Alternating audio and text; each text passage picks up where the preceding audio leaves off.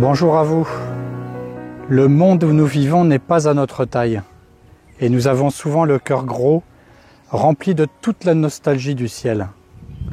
Ces mots nous correspondent certainement en ce moment où nous rentrons dans une deuxième phase de confinement jusqu'au 11 mai. Il y a une date peut-être certaine, mais nous voyons déjà le chemin parcouru, le poids qui pèse sur nos épaules à cause de la maladie, de la menace, du poids des enfants à la maison, peut-être de l'enfermement dans la maison, du manque de travail, de tant d'autres souffrances.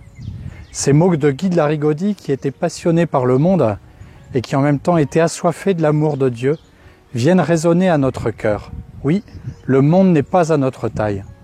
Alors quoi que nous cherchions dans les satisfactions matérielles ou de ce monde, nous ne trouverons jamais suffisamment de réponses pour combler notre attente affective, notre attente d'amour. Nous sommes appelés à un monde bien meilleur. Nous qui sommes chrétiens, nous avons déjà été nourris par ces exemples des saints, par ces belles prières, par ces beaux témoignages de prêtres, de religieuses, de parents, d'infirmiers, de tant de personnes qui se battent contre cette maladie et aussi contre ce désespoir, ce manque d'espérance. Nous sommes aussi attachés à la vie des saints. Par exemple, si nous voyons les martyrs de Lyon, nous voyons leur témoignage de charité, leur unité entre eux. Nous voyons une sainte Blandine qui vient réconforter chaque martyr les uns après les autres et cela gonfle notre cœur de joie et c'est ce que nous retenons de leur vie. Et pourtant, dans leur vie, s'ils en sont là, c'est bien parce qu'il y a une période de ténèbres spécialement prononcée. Et nous nous imaginons à peine ce que les martyrs ont dû perdre dans leur vie, dans leur honneur, dans leur réputation, dans leurs bienfaits matériels. Ils ont tout perdu, mais ce que nous retenons, c'est ce qu'il y a de plus beau dans leur vie.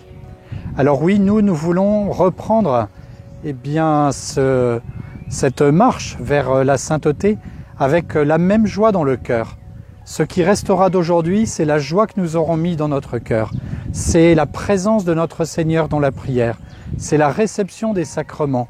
Et aussi bien sûr le service du plus petit, de ceux qui sont isolés. Ce sont nos sourires, ce sont nos temps de famille, ce que nous appelons l'essentiel avec un petit e, mais qui nous mène à l'essentiel avec un grand E, ou même l'essentiel avec un grand E qui nous mène à l'essentiel de la vie, c'est-à-dire Dieu qui est présent en tout dans notre monde, et ce monde qui est tout présent à Dieu. Alors ne nous laissons pas abattre, chers fidèles, chers amis, mais au contraire, redonnons un élan de charité, d'espérance, de foi dans ce monde et pendant ces semaines qui arrivent. Notre paroisse, dès dimanche, va lancer un programme un peu plus adapté à notre vie quotidienne. Pour ceux qui peuvent se lever tôt, une petite méditation de 2-3 minutes avec un exemple d'effort que nous pouvons faire dans la journée en positif ou en opposition au mal. Nous aurons aussi les laudes le matin qui seront chantées. La messe sera désormais à 11h30 pour permettre à toute la famille de venir et d'y participer. Et puis le soir, toujours le petit bosco et une heure d'adoration de 18h à 19h pour offrir 10 minutes, un quart d'heure après notre journée au Seigneur ou même peut-être toute une heure avec des textes qui vous seront donnés par Internet, par WhatsApp pour méditer ce que nous avons fait dans la journée. Alors, si le grain de blé ne tombe en terre, il ne portera pas du fruit. Laissons tomber en terre ce que nous avons de meilleur et laissons le Seigneur façonner ce qu'il y a de meilleur en nous. Et vous le voyez dans ces horizons magnifiques, dans ces vignes qui sont en train de faire jaillir leurs feuilles, leurs sarments vers le ciel pour nous donner des beaux fruits. Eh bien nous aussi, laissons notre âme jaillir vers le ciel pour qu'elle puisse produire les plus beaux fruits de sainteté.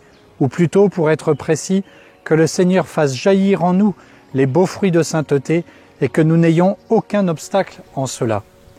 Nous vous tiendrons aussi au courant pour la communion et aussi bien sûr pour la confession. Que Dieu vous bénisse et gardons l'espérance, comme le disent les papes et comme le dit Jésus à la résurrection, n'ayez pas peur. Je vous salue Marie, pleine de grâce, le Seigneur est avec vous. Vous êtes bénie entre toutes les femmes et Jésus, le fruit de vos entrailles, est béni. Sainte Marie, Mère de Dieu, priez pour nous pauvres pécheurs, maintenant et à l'heure de notre mort. Amen.